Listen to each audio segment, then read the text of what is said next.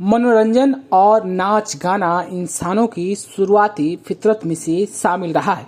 चाहे वो इंसान आदि काल में जीता हो या फिर आधुनिक काल में, सबको गीत और संगीत से प्रेम बहुत ज़्यादा होता है और लगाव भी बहुत होता है। और इसको समय दर समय पर लेखक और शायर ने अपनी कलमबद्ध से लोगों को मोहित भी किया है। और किसी शायर ने क्या खूब लिखा है, मेले को लेकर, चाहत को लेकर और बाजार को लेकर। साफ साफ ये इशारा है उस मेले की तरफ, आनंद और मनमोहक तस्वीर की तरफ। और लेखक और शायर लिखते हैं, गम बिक रहे थे मेले में, खुशियों के नाम पर मायूस होके लौटे हैं हर एक दुकान से हम। ये शेर एशिया के मौजूदा समय के सबसे बड़े पशु मेला सोनपुर पर सटीक बैठता हुआ नजर आ रहा है। दरअसल इस मेले की पहचान थिएटर ने बदल दी है। अब हाथी और घोड़े नहीं, थिएटर ही सबसे बड़ी ताकत है। जानवरों का ऐतिहासिक मेला पूरी तरीके से थिएटर पर टिक गया है। वजह थिएटर में अश्लीलता का परोसना भी है, जिसमें न्यूड डांस, कैबरे की चर्चा आज भी थिएटर वाले दर्शकों के जुबान पर आ ही जाता है। हालांकि आधुनिक वक्त में अश्लील डांस को रोकने के लिए सीसीटीवी कैमरे का इस्तेमाल हो रहा है, लेकिन दर्शक और थिएटर देखने वाले अपने आप को रोक नहीं पा रहे हैं। जहां दर्शकों को मसाला मिल ही जाता है। यही कारण है कि बिहार के बड़े मल्टीप्लेक्स से 3 गुना महंगे टिकट थिएटर में बिक रहे हैं और लोग लाइन लगाकर खरीद भी रहे हैं। थिएटर के प्रतिदिन दीवानगी ऐसी है कि बिहार तो बिहार, देश के कई राज्यों के दर्शक यहाँ खींचे चले आते हैं, जिसमें डांसरों के दीवाने सैकड़ों और हजारों की संख्या में होते हैं, जो कितनी भी मोटी रकम चुकाकर बस नाच देखना चाहते हैं। जो मजा उनको सिनेमा घरों में शायद नहीं मिलती, फिर चाहे बात मौजूदा वक्त की वायरल डांसर की ही क्यों नहीं हो। वही बात सरकार और प्रशासन की करें तो यहाँ पर भी किसी की नहीं चलती है, जो थिएटर के ताकत को बताने के लिए काफी है। बता दें कि मेला शुरू होने के बाद प्रशासन 1 दिसंबर तक कुछ थिएटर और झूलों को अनुमति नहीं दिया। इसके बाद थिएटर मालिक एकजुट हो गए और एक आह्वान पर पूरा मेला ही बंद करा दिया। मेले में 5 किलोमीटर तक पूरा सन्नाटा पसर गया। बता दें कि डिप्टी सीएम तेजस्वी यादव ने जिस मेले का उद्घाटन किया, उसे एक आवाज पर थिएटर वालों ने बंद करा दिया। इसके बाद प्रशासन को ही झुकना पड़ा। आप थिएटर वालों के साथ बैठक के बाद प्रशासन को अनुमति भी देनी पड़ी। 2017 में भी ऐसा ही थिएटर की ताकत सामने देखने को मिली थी। प्रशासन ने थिएटर को लाइसेंस नहीं दिया था, जिसके बाद पूरा मेला ही बंद करा दिया गया था। थिएटर से सरकार को अगर पैसे की बात करें तो बहुत ही अधिक आता है। अगर थिएटर नहीं हो तो राजस्व में भी भारी घाटा होने की संभावना जताई जाती है। हालांकि मेले में जानवरों की खरीदारी करने वालों की बात करें तो सैकड़ों साल पहले बड़े बड़े राजा महाराजा यहीं से हाथी और घोड़े खरीद कर ले जाते थे। फिर नाम किसी बादशाह का हो या फिर मुगल बादशाह की ही कर लें, सबको इस मेले ने अपनी तरफ खींचा था। और यहीं से मनोरंजन की भी शुरुआत हुई, जो आगे चलकर थिएटर के रूप में दर्शकों को आकर्षित कर रहा है। हालांकि आधुनिक समय में मेले का स्वरूप भी बदलता हुआ नजर आ रहा है। प्रशासन ने पहले पक्षियों की प्रदर्शनी पर बिक्री पूरी तरीके से प्रतिबंध कर दिया, तो फिर हाथियों की खरीद बिक्री को पूर्ण रूप से रोक दिया। इस सख्ती के बाद से ही जानवरों के लिए विख्यात सोनपुर मेले से जानवरों की रौनक फीकी पड़ने लगी और पूरी तरीके से थिएटर पर आकर सिमट गया है। मेले में इस बार थिएटर की अगर बात करें तो 6 संख्या बताई जा रही है। आप अंदाजा लगा सकते हैं कि थिएटर से सरकार को कितना राजस्व मिल रहा है। एक थिएटर में लगभग 125 करोड़ रुपए इन्वेस्ट करना होता है। एक थिएटर में काम की अगर बात करें तो 200 लोग इससे कम से कम जुड़े होते हैं, जिसमें 100 से अधिक तो कलाकारों की संख्या होती है और खास करके इसमें 80% महिला डांसर होती है। इसमें कर्मचारी की अगर बात करें तो टेक्नीशियन के साथ साथ बड़ी टीम मजदूर और सफाई कर्मियों की भी होती है।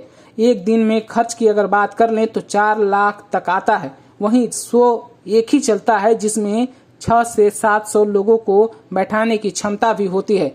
तो आप समझिए सिंगल शो में इतना कैसे बोझ बढ़ता है ऐसे ही महंगाई बढ़ी तो थिएटर के अस्तित्व पर खतरा जरूर होगा। सरकार मेले का रेट तो बढ़ाती जा रही है, लेकिन सुविधा के नाम पर कुछ नहीं दिया जा रहा।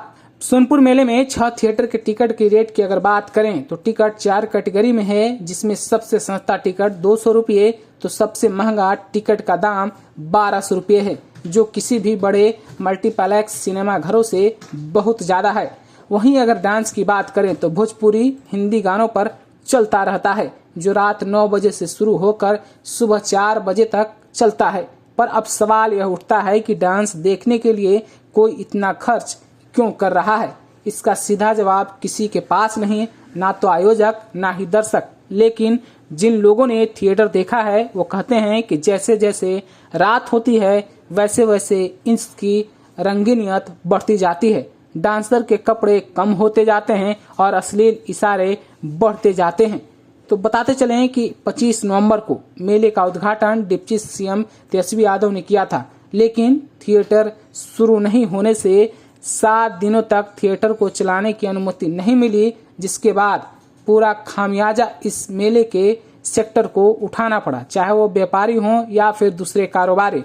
इसके बाद आखिरकार 2 दिसंबर को मेले में सभी स्टॉल बंद कर दिए गए और आनन फानन में 2 दिसंबर को आखिरकार दोपहर 2 बजे से थिएटर चलाने की अनुमति प्रशासन की तरफ से दे दिया गया। इससे ही आप थिएटर की ताकत का अंदाजा लगा सकते हैं। वहीं अगर बात राजस्व की करें तो एक जगह का ही 3 करोड़ 80 लाख मेले के नखास की बंदोबस्ती से मिल रहा है और टैक्स और जीएसटी जोड़ा जाए तो करोड़ों की रेवेन्यू इसमें शामिल है, जो 10 किलोमीटर क्षेत्रफल का है। हिंदुस्तान में रेवेन्यू जनरेट करने वाले का अगर बात करें तो ये सोनपुर का मेला सबसे बड़ा माना जाता है। दूसरी तरफ मेले के आयोजकों की माने तो सरकार को इसे ट्रेड फेयर के रूप में ले जाना चाहिए, यानी कि कारोबार से अधिक जोड़ा जाए ताकि देसी विदेशी सभी कंपनियां आने लगे और ट्रेड फेयर घोषित होने के बाद सरकार की तरफ से रिबेट भी शुरू हो सके, जिससे कंपनियों का आगमन भी होगा। अगर आप रिबेट देंगे तो देसी विदेशी कंपनियां यहां आकर बड़ा रेवेन्यू जनरेट भी करेंगी। यह बिहार के लिए बड़ी उपलब्धि भी होगी, जिसके कारण रोजगार और स्वरोजगार का भी बहुत ही बढ़ोतरी होगा। साथ ही साथ सोनपुर मेले का इतिहास भी बचा रहेगा, नहीं तो एक दिन सिर्फ थिएटर तक ही आकर सीमित हो जाएगा।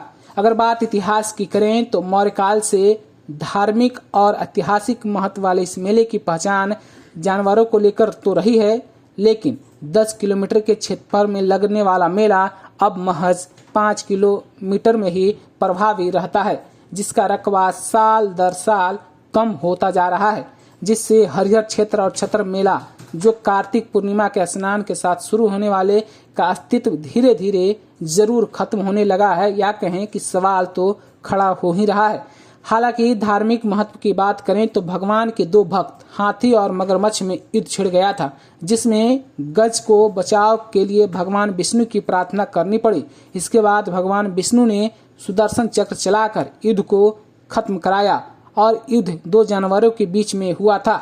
इसलिए इस क्षेत्र में पशु की खरीदारी करना भी काफी शुभ माना जाता है और इसी स्थान पर हरि यानी विष्णु और हर मतलब शिव का एक साथ हरिहर मंदिर भी है, जो मान्यताओं के अनुसार मेले की शुरुआती समय यानी कि सारण के सूर्यवंशी राजाओं ने की थी, जिसकी भव्यता अफगान, ईरान, इराक सहित मध्य एशिया सहित कई दूसरे देशों में काफी थी और कारोबारियों को आकर्षित भी करता था।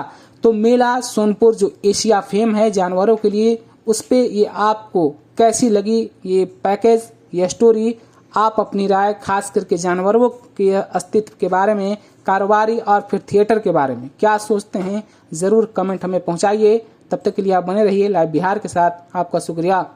लाइव बिहार यूट्यूब पर सब्सक्राइब और फेसबुक पर लाइक जरूर करें।